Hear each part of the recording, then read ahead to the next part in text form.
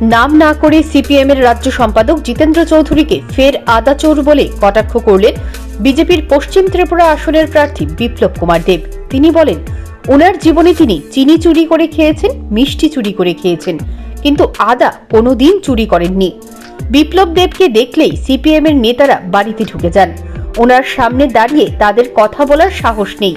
নিজেরা ৩৫ বছর কুকর্ম করেছেন বলেই এখন আর মানুষের কাছে যাবার সাহস করছেন না। সোমবার রাজনগর উচ্চতর মাধ্যমিক বিদ্যালয় প্রাঙ্গণে পৃষ্ঠা প্রমুখ সম্মেলনে বক্তব্য রাখতে গিয়ে এভাবেই সিপিএমকে কটাক্ষ করলেন প্রাক্তন মুখ্যমন্ত্রী বিপ্লব কুমার দেব।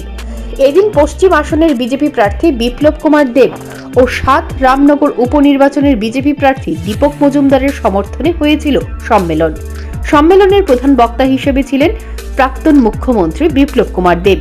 তিনি বক্তব্য রাখতে গিয়ে সিপিএম এবং কংগ্রেসের তীব্র সমালোচনা করলেন। সিপিএম এর প্রাক্তন মুখ্যমন্ত্রী মানিক সরকারকে কটাক্ষ করে বিপ্লব কুমার দেব বলেন, মানিকদা এখন আর প্রচারে বের হন না, কারণ প্রচারে আসলেই ওনাকে বলতে হবে পশ্চিম আসনে কংগ্রেসকে ভোট দিতে। কিন্তু সিপিএম দলের নীতি আদর্শের কাছে মানিকদা এমনভাবে আষ্টে পৃষ্ঠে বেঁধে আছেন যে তিনি গণদেবতার কাছে এ কথা বলতে পারবেন না, তাই তিনি এখন প্রচারে আসেন না।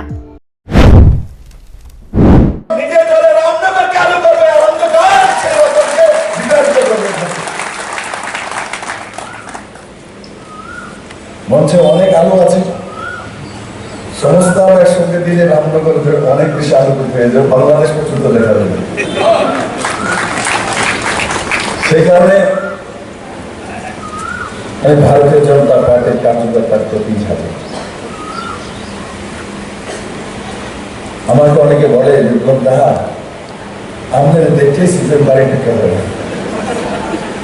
আরে আমি এমন কিছু ছড়িয়ে এরা কুকুরের জন্য বাড়িতে ঢুকে যায়। সিপিএম এর কার্যকর্তা না, নেতা। কার্যকর্তা সিপিএম এর, আমিও ভালোবাসি সিপিএম এর কার্যকর্তা। আমি আজকে এখানে সমস্ত পৃষ্ঠা প্রমুখদের বলবো, এক একটা সিপিএম এর কার্যকর্তার বাড়িতে যান, ভোটারের বাড়িতে যান, সমস্ত লোক দীপক মজুমদারকে বিপ্লবদেরকে ভোট দেবে। আমি বলেছি, আমি যা বলছি আমি অ্যাসেসমেন্ট করে বলবো। এরা সিপিএম এর নেতারা কংগ্রেসের ত্রিপুরার যে নেতার অত্যাচার তিক্ত তারা বেশি। লজ্জা হতরা আসতে চায় না আপনার সঙ্গে। আপনার সঙ্গে ঝগড়াঝাটি হয়েছে, যে বরং আমাদের সঙ্গে নিজে ঝগড়াঝাটি হয়েছে, তাতে কি আসে যায়? যারা আসলে ঝগড়াঝাটি নাটক করত, এরা তো এক পরে কুলে না কান্দে উঠে বেরোচ্ছে, কদ্দুরের মাথা তুলে দেব। আমরা কেন লড়াই করবো? আমাদের দরকার কি কংগ্রেস সিপিএম এর রাজ্যে করা?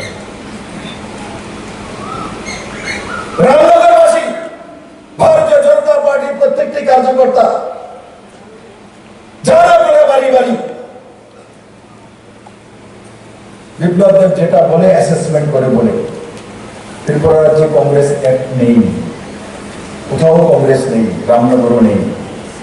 সিপিএম এর ভোটটাকেই ট্রান্সফার করতে হবে। এখন সিপিএম এর ভোট স্বয়ং মানিক সরকারও ট্রান্সফার করবে না, লিখুন ডাইরেক্ট। ওনার 4 বারের মুখ্যমন্ত্রী 27 তারিখ যখন এই রতন বাবু নমিনেশন পত্র আশিস বাবুকে নিয়ে দিয়েছেন, তখন এই তরমুজ দুটো দেখা গেছে, একটা ক্যান্ডিডেট তরমুজ আর একটা তার বাচ্চা।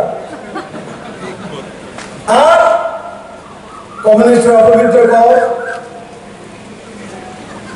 আর একটা হচ্ছে আদা চোর। আদাও চুরি করে, ঝাল লাগে না আদা? চুরি করলে মিষ্টি চুরি করবো, রসগোল্লা চুরি করবো। আমিও চুরি করছি ছোটবেলা থেকে, চিনি খাইয়া লাগে, মিষ্টি খাইয়া লাগে, গোলাপ জামুন জিলাপি খাইয়া লাগে। আদা চুরি করে আমি খাইছি না ভাই।